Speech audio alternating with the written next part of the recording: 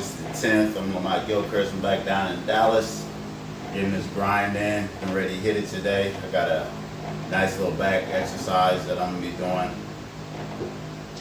I wanted to make a quick video because I got people who email or ask me questions. And so I had a question that I think is interesting that I'm going to try to answer for everyone. So once you understand that each individual is an individual and they have different mineral, vitamin, protein, carbohydrate, fat needs, according to what it is that they're trying to do. A football player, definitely, if you were a football player in a football body, if you're a D lineman, you're going to have a different need than a linebacker, than a DB, and you may take in the same amount of calories, or you may take in less because DBs have higher metabolism because they run further and their body is asked to do different things.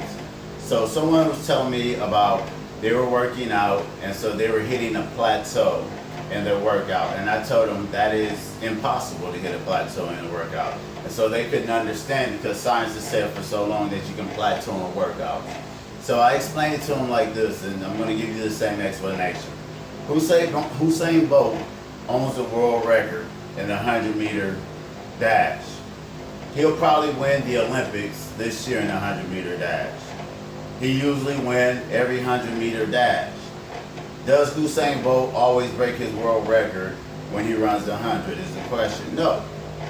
You have some ultimate goals or some ultimate selves you can be at different ages, at different stages in your life, where you can be optimal to break world records, do the best that you can possibly do in those particular things. But because time is linear and you're always changing in time, as you age and as things go, you may not be as weight-wise strong as you was 10 years ago, but you may be cardiovascular better, or you may be in better shape, or you may be as strong or even stronger because you add age and less muscle density and other things and stuff like that. The human body does not stay the same. So when someone asks me or tells me that they plateau, it tells me that they made an expectation of lifting a particular weight, was able to or wasn't able to for that particular day, and each time they go in, they try to do that. What that tells me as a world-class trainer is A, either your expectations are too low and you're getting it every time, so you're not working hard enough, or B, you're making expectations and you're only lifting and working out to the limit of those expectations, which means you got yourself stuck in a box in a false reality that makes you think that you are or aren't getting stronger. Because the human body evolves day to day, moment to moment, second to second, you can be a better version of yourself, but still do less. It doesn't take away from Usain Bolt. It doesn't take away from the guy who got the world record in the deadlifts. Ask him how many times has he lifted that world record. He may have only did that once in his life. So first of all, when people tell me they're plateauing, I would have to say you have to be the best version of you to even hit a plateau. And most people don't have the ability to be the best version of themselves to understand how to hit a plateau. Second is that you got to be able to perform that at whenever you timing that up, like getting on stage for bodybuilding. You got to have water out and everything else, your carbohydrates, your glycogen, your insulin sensitivity, everything has to be on point to put the best version of you on stage. And then after that, people in magazines and stuff and things like that, that is just a picture. They don't look like that 24/7 because it's almost impossible. It is hard.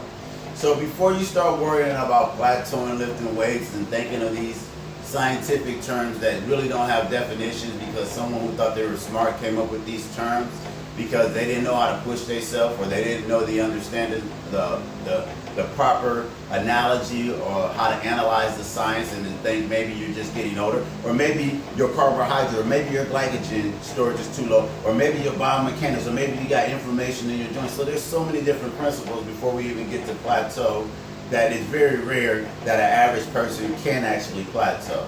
Now you may get weaker and you may get stronger depending on everything else that you're doing with your body. You may be the best version of you, or you may be the worst version of you trying to reach that. So before we start talking about imaginary plateaus and getting to the pinnacle of who you are as an athlete or as you're working out, let's make sure that we cover all the other bases: nutrition, eating, rest, proper biomechanics, understanding what it is that you're trying to do, proper mindset when you're going in to lift. And then, if you're not able to get those particular things, then we can start analyzing after a period of time. Maybe do we need to structure some things up, because then we're talking about B2 muscle fibers that you're lifting with, slow twitch muscle fibers, the aerobic capacity of the muscle, tensile strength of the muscle, muscle matrix, biomechanics, other supporting muscles, are they weakening? Like in the bench press, you could lose weight in your bench press because your triceps are weakening because you haven't paid attention to those. So there's so many other dynamics that you have to pay attention to before you just throw it into plateau.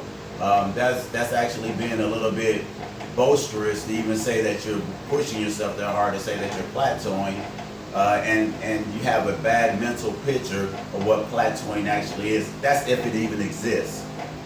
So I just wanted to answer that question, because I do get that question. People always tell me, who are they plateauing? And I'll be like, I've been lifting weights since I was 14, and I've never plateaued. I've gotten stronger, I've gotten injured, I've lifted when I wasn't eating right, and I lifted when I was eating good. I lifted when I didn't have enough recovery time to try to go back into a muscle and I was weaker. So there's so many different aspects of it that you have to understand. And I tell people, I've never plateaued. I don't plan on ever plateauing in my life. I change it up. The dynamics of how I work is unique. And I understand that I'm aging, so I don't expect to always be able to set world records every time I come into the gym. And neither do people who go really hard expect to be able to do that. Once again, my name is Lamont Gilchrist. Thanks.